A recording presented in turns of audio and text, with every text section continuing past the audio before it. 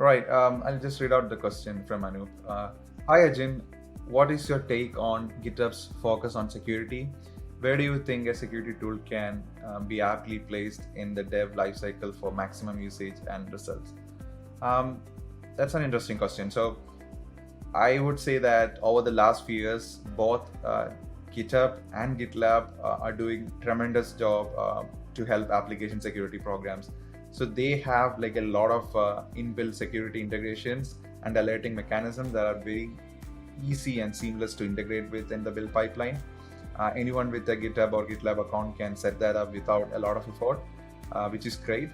Um, they support both open source and commercial security tools out of the box, which is again another great news. Like you don't really, you can bring your own, tooling, and you can integrate with these solutions without a lot of additional work. So I guess like GitHub Actions and GitHub CI has greatly reduced the pain points there, especially around integrating third-party tooling. And it's some of the features are more like turning on a button. Like a lot of security controls can be turned on by pressing a button, and that's really great. I generally love that feature, like making it. I mean, to me, it's more about like it was always about there's a barrier to entry. So things like these, they actually reduce the barrier and it makes it easier for people to integrate and use application security practices. And towards the second part of the question, like what's the best place to put security tools? It really depends. So I would say that hook security controls in the lifecycle as and where you can. And we all know that the general abstract wisdom is that secure SDLC as and when the code is developed. So I see that today's code editors, they support plugins that can do security link checks as you write code.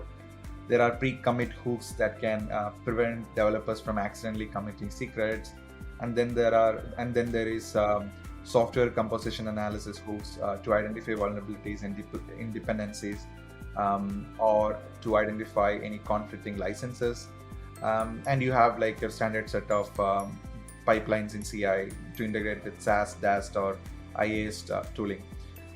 The point being, there are different stages of the lifecycle where you can use certain security tools, and they work really great at that point of lifecycle. So it's about identifying these lifecycle hooks and adding the right tool or control for the job. So that sums it up. It's not about a particular point, but it's more about identifying the different lifecycle hooks and then adding security into it.